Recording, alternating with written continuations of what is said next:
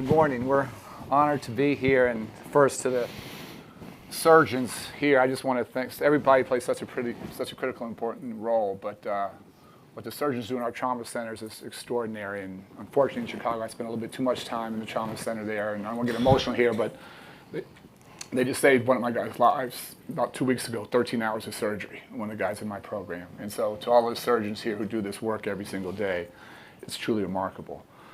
Really honored to be here with Governor Christie. We may agree on some things, we may disagree on some things, but I think you'll see that both of us are both pretty honest, pretty blunt. And what I'll say is he's never ever lied. He says exactly what he's thinking. It takes tremendous courage to do that. And I have deep respect for who he is as a human being. I want to start. We'll get into policy. A lot of folks interested in policy here, but I think this issue is one of these ones that's so deeply personal. And maybe start by asking you, and then I'll do the same. Why is this issue so personal for you? Well, first off, thank you all for having me and for how much you care about this issue. And I feel the same way about Arne. We worked together when I was governor and he was Secretary of Education in the Obama administration. And you can't talk about education in this country of our young people without talking about this issue. And the way it started to become personal for me, Arne, was when I became U.S. Attorney in New Jersey in 2002. And I went for my first visit to my satellite office in Camden, New Jersey. And at that time, Camden was ranked the most dangerous city in America. It was the murder capital of the country. Had the worst educational system, public educational system in the state. And when I went to meet with the folks at the schools to talk about how we could deal with violence there, I met with a group of students, and this is a group of students who were middle school students, so 6th, 7th, 8th grade. And I asked them about what their challenges were in going to school every day. I was talking about what were their challenges to learn. And I remember a young woman saying to me, well, the toughest part of my day is walking from my house to school, because I come across usually 5 or 6 drug dealers. Many of them are fighting with people on the street, and I just want to get to school and not get hurt.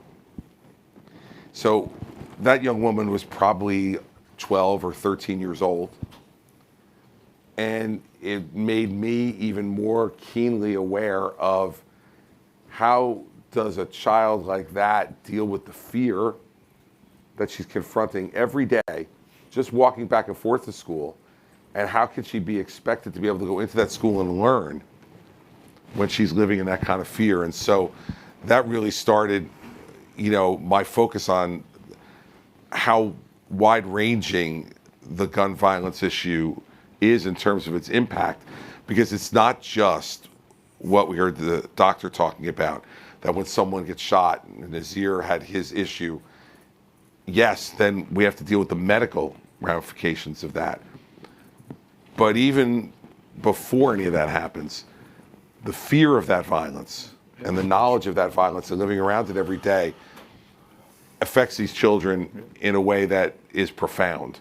And so for me, as somebody, if you want to really try to improve the place where you're living and serving, it was a baseline issue to me. You couldn't improve anything in the city of Camden if you didn't start dealing with the gun violence. Yeah.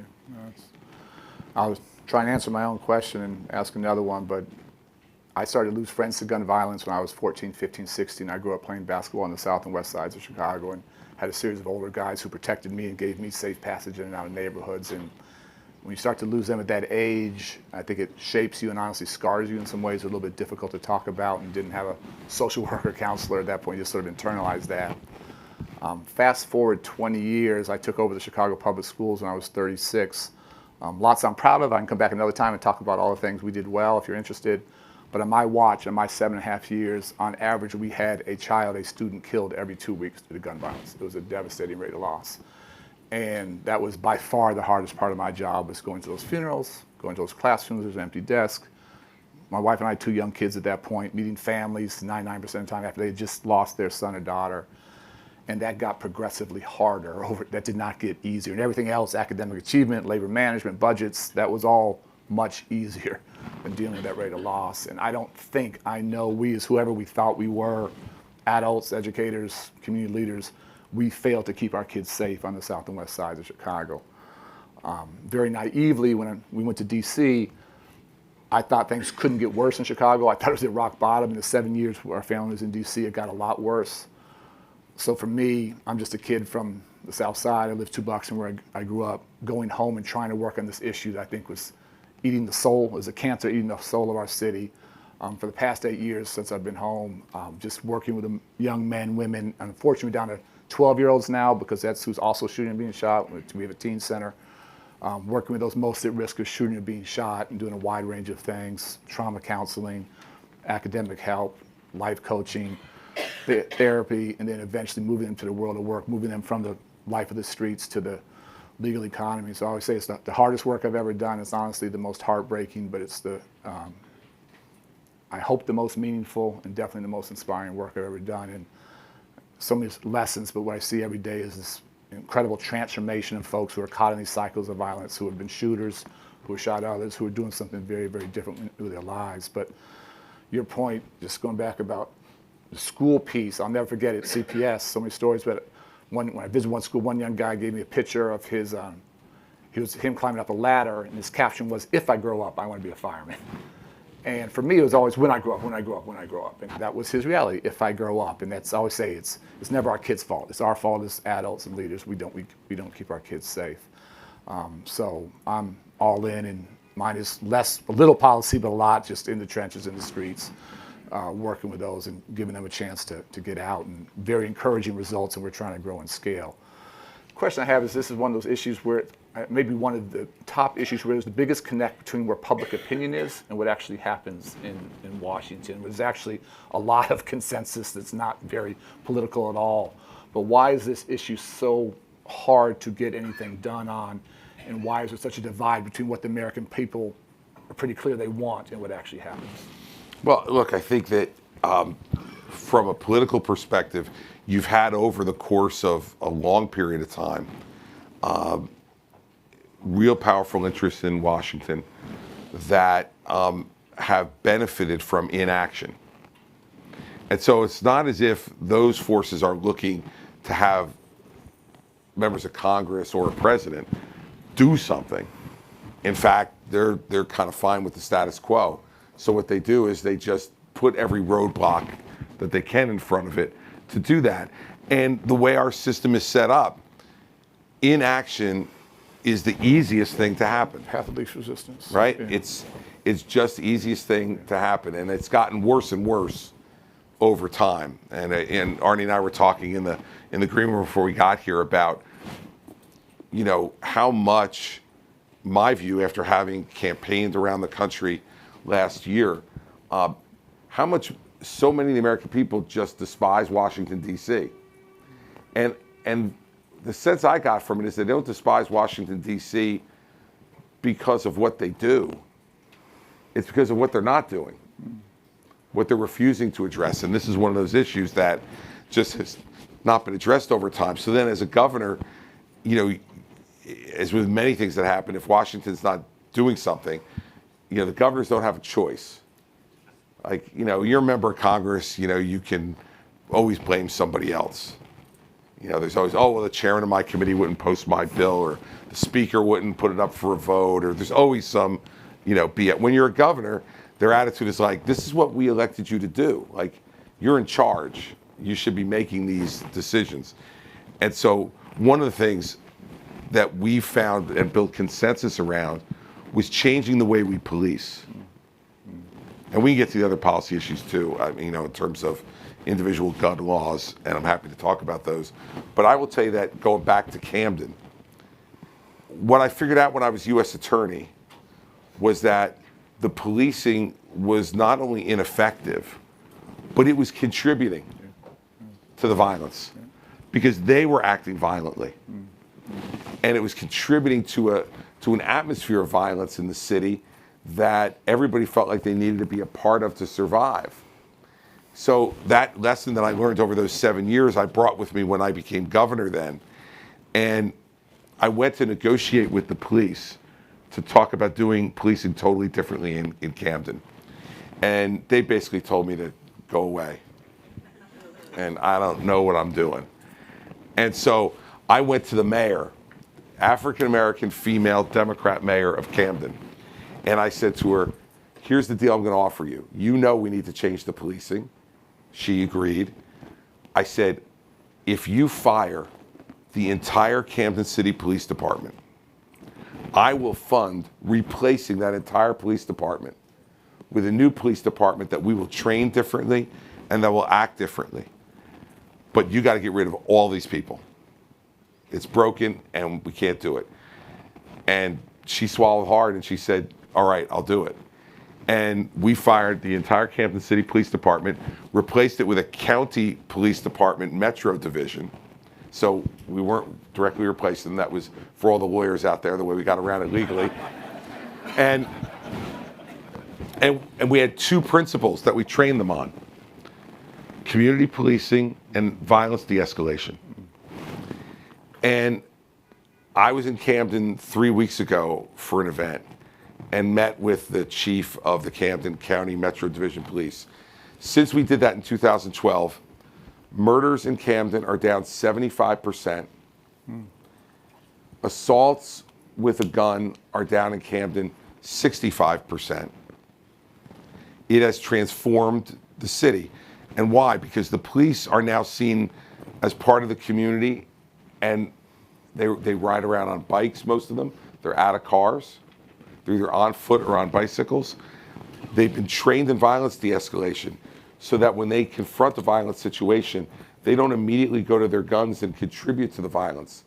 But they've been taught how to de-escalate the situation without violence happening. And so I think there's a lot of ways to go at this problem. As a governor, we had some of the toughest gun laws in America already.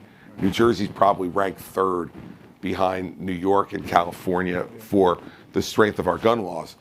But we still had all this stuff going on in Camden. So we needed to do something more, and we've now seen the result of it. And, you know, sometimes it's hard to communicate this stuff to get police to change, but we've seen a lot of these departments in our own state change voluntarily after they saw what happened in Camden. Because they're like, if it happened in Camden, we've got no excuse, because it was the very worst in the country when we started this effort. So I go back now to those schools, and as you know, because you were involved in it, we made a lot of changes in the Camden schools as well that Arne was really involved in helping us do. But you do not hear anymore from kids about being worried about getting back and forth to school. It's, again, not a silver bullet solution. It is, though, I think politically the way to do this. We have to chip away at it and continue to get better, because, you know, the forces of resistance are much more effective when you don't go at them incrementally. And when you go at them in one big swoop, if you swing and miss, you usually put you on the sidelines for a couple of years after that, because those forces are emboldened. Just to build on a couple things you said, and again, this is a really smart audience. You guys are all living it, but Chicago also has extremely tough gun laws. And people say, well, that's, you know, gun laws don't work. But I always say Chicago doesn't have a moat around itself. It's not an island. Guns pour into us from Indiana, which is 25 minutes from where I live, in Wisconsin, and from down south, and come off the trains. And so this really is a national issue that we have to have a national answer to. The police issue is a very interesting one. Again, just to give the Chicago context, in the neighborhoods where we work on the south and west sides, if you commit homicide, that has a 9 to 11% arrest rate. So that means you have an 89 to 91% chance of getting away literally with murder. If you just shoot someone and don't kill them, that never ever gets solved. And people think somehow I'm anti-police. That's the last thing I am. I want there to be consequences. I want there to be deterrence. No one wants to go to jail for 30, 40 years. What I am against is police ineffectiveness. And when crimes don't get solved, when you don't get justice in the criminal justice system, then you have street justice. And we spent a crazy amount of our time, including this past weekend, trying to stop the next shooting. Because if you feel no one's listening to you, you feel you have to get your lick back. And so having police be effective is desperately important. And then I would just put a plug in for the work that so many folks in this room, including us, do, the violence prevention and intervention work and giving people an off-ramp. If in Chicago, we've had an arrest-only strategy, and we don't arrest anybody, so it's like the worst of all worlds. And giving people a chance to rebuild their lives and do something different, we've found is just extraordinarily powerful. I do want to keep it sort of honest and blunt and real for this room. What do you think your side of the aisle gets right on this issue? What do you think your side of the aisle gets wrong on this issue? And I'll try and answer the same. Yeah, look, I think there's a lot more things we've gotten wrong than right. And for me, I've never understood the objection to things like universal background check. I haven't understood why people who have a record of violence can't be precluded from holding and possessing guns. I don't understand why we're not spending more time taking guns away from felons who are in possession of those guns illegally under federal law already, and why the federal resources aren't spent more aggressively in doing that. And the rhetoric around it also has been, I think, very difficult for most Americans to understand. I mean, look, we have a Second Amendment that needs to be respected, and I completely support that. But I don't think that saying if someone has a history of domestic violence, that their Second Amendment rights can be abridged is a radical idea. Because the decision is not based upon any particular law, it's based upon your own conduct. If you are beating your children in your home, or beating your wife or husband in your home, enough so that police intervene and you've developed a record on this, would seem to me that not wanting that person to possess a firearm is just common sense. And we've had so many people on my side of the aisle who have opposed that, have opposed red flag laws and those type of things that I think are all the kind of incremental steps that I was referring to in my last answer that would really make a huge difference. And so I think that's where we've gotten it wrong. I think, Let me stop you. Is that NRA's influence? Sure. Yeah. Yeah. Keep going. Yeah. Yeah, sure. That's NRA's influence, but also it's in addition to NRA, it becomes a knee-jerk reaction to some things that are said on the other side of the aisle that I think have no regard for the Second Amendment and no regard for law-abiding citizens feeling as if they have a right to own a firearm, and that in fact some of them feel like they need it for their own safety. And I think sometimes the other side just is unwilling to acknowledge that, and so it permits radicalism on both sides, permits more radicalism, gives you permission. And so I think that, my view on it is we should be gathering around things like red flag laws and going after the folks who are felons in possession of handguns and making sure that everybody who wants to own a gun gets a background check. I mean, I don't think that's a horrible thing to ask of anybody. Owning a firearm is owning something that could take lives and does take lives when used in that way. We probably should know what your disposition is before that, seems to me. I don't think that that's really a horrible thing to be asking of anybody. And I think that when certain elements of my own party just put up the wall on that, it gives permission for the other side to just demagogue it too. Mm-hmm. And then all we do is everybody makes TV commercials and raises money off it on mail pieces that they send to your house will make you frightened on one side or the other. Yeah. And then they use that money to further cement in the status quo. And that, is not productive. Yeah. It's interesting. We do have some examples of success. We had the Bipartisan Safer Communities Act that passed with bipartisan support, and Greg Jackson's here in the front. And thanks so much for your leadership working with the Biden administration to make that happen. And that had Republican leadership, Collins, Cornyn, and Tillis. And they came out after the recent presidential election and wrote an op-ed doubling down and supporting it. So that was encouraging to me. The part on my side, it's interesting what you did with the police. On my side, I think we have not challenged police ineffectiveness enough and not been willing to look at that as actually a driver of violence.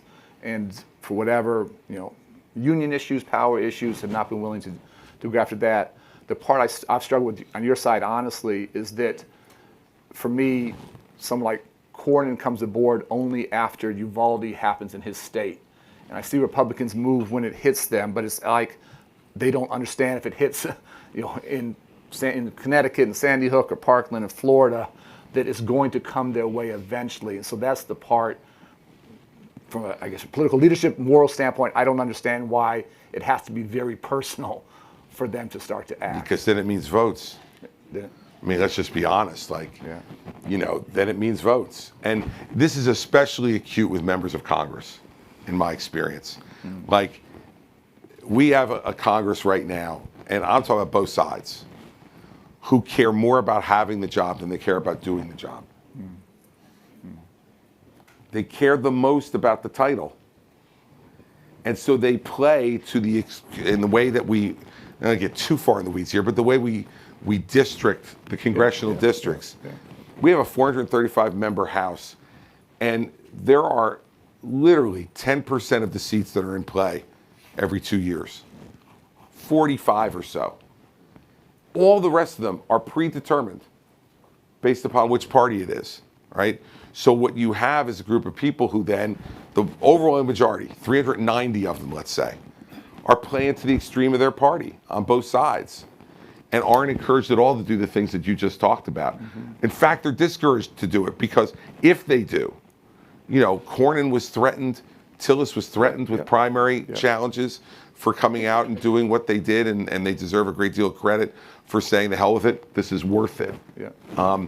But we need more people to be challenged in a way that their only worry is not just their primary, but it's the general election, where the public opinion that you talked about can have a much greater effect than in a primary. And I will say this on police ineffectiveness and not challenging the police. On the Democratic side, it is absolutely a union issue. That's what it is. And so in the same way that the Republican Party has an NRA issue, on that issue, the Democrats have a union issue. Believe me, I was not the most popular dude around with the police unions when I fired the entire Camden City Police Department. That wasn't a winner? No, not a winner. Not a winner. When I went to the next PBA, convention, let's just say that the booing was lusty.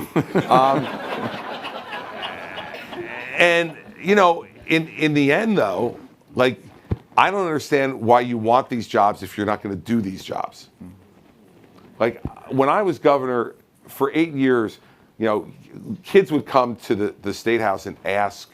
In fourth grade in New Jersey, they learned about state government, so lots of fourth graders would come to the State House for tours. And whenever I would hear them outside my office, I would go out there and talk to them. And one of the questions that they invariably ask two questions, fourth graders. One, what's your favorite color? They are consumed with what your favorite color is. And two is, what's the best part of your job? And I would say to them every day, the best part of my job is I wake up every morning knowing I have the chance to do something great. I don't do something great every day because I'm human, but I have a chance to. And the way I challenge a lot of these members of Congress is like, what are you here for? Are you here to do something great, or are you here just to have the title? And unfortunately, I would tell you, of the 535, when you include the Senate, I would tell you that 80% of them are there for the title more, and it's prioritized over doing some of the difficult things that the country needs to do to get better. Final question, we're almost out of time, and I still appreciate that you had the courage to run for president, and it was a long shot, and you did it for all the right reasons.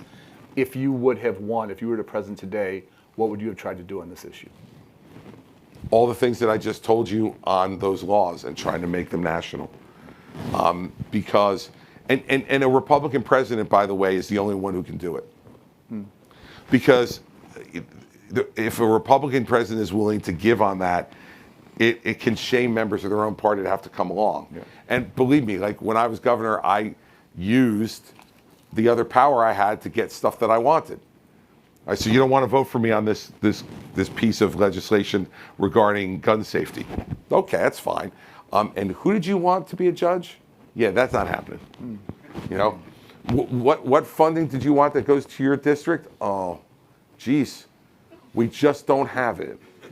Sorry, it's gonna have to go someplace else. I see Bob Garrett sitting in the front row here, who's one of the leading CEOs, and he had some of those meetings with me when Hackensack Meridian needed things, and I needed help to get things done. So if I had won, I would have used the bully pulpit that you have as president and the real authority you have as president. And it's not bad, by the way, trading. Like, that's the way the founders set up the system. And I think we have too little trading, not too much. And I think sometimes the public misunderstands it as somehow that's inherently corrupt. It's not. People who disagree, how do you incentivize people who disagree to do something that they have concerns about? Like, sometimes you can convince them that they're wrong. But most of the time, what you have to do is give them something else they want that they never thought they were going to get. And yeah, okay, I don't want to give you that. I can't tell you how many times when I was governor, I would look at somebody and say, you know, I have absolutely no interest in doing that. But I will do that if you do this, that you don't have as much interest in doing.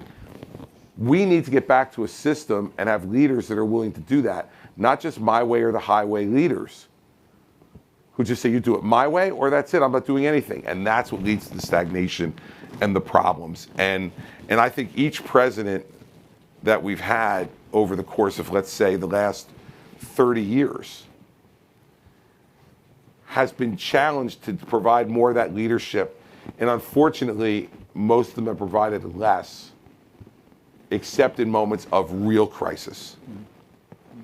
And I would go all the way back to President Clinton, President Bush 43, President Obama, President Trump's, both, and President Biden. And they each, in my view, have fallen short of their potential, in part because they are worried about the political risk. I'll end with this. When I first got elected, I remember I'm a Republican in New Jersey, so I am a bit of a unicorn, and to have won twice is unusual. But when I won the first time, I got my cabinet together for our first meeting, and I said to them, we are going to govern like one-termers, because we're probably going to be. So let's just do what we think is right and do as much of it as we can, as quickly as we can, because they're probably going to kick us out of here in 4 years. And the way I would express it to the public was I'd say, look, I want to be a one-termer, and you'd have people look at you like, yeah, sure he does. And I said, no, I'm willing to be a one-termer, and here's why. Really, we're not fighting over much. I already get the portrait. Like, once you win once, you get the portrait, man. They paint a portrait of you, and they hang it in the State House. Like, and when you have grandchildren, you're going to be able to bring them and say, see, the old man actually did so. Look at this, right? So what are we arguing about after that? We're arguing about the little brass plaque, and whether it says 4 years or 8 years.